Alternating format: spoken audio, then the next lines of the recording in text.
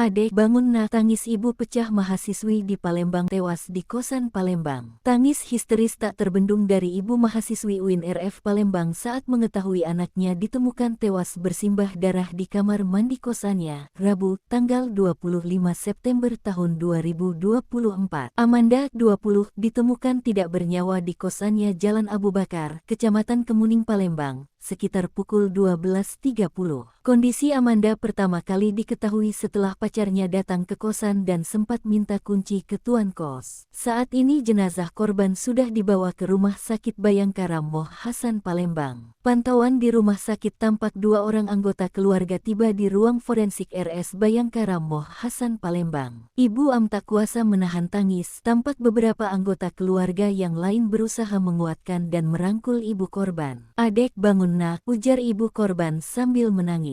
Saat ini masih menunggu kedatangan dokter forensik yang akan melakukan pemeriksaan terhadap jenazah korban. Polisi sudah olah TKP dan mendalami kasus ini, namun belum disimpulkan penyebab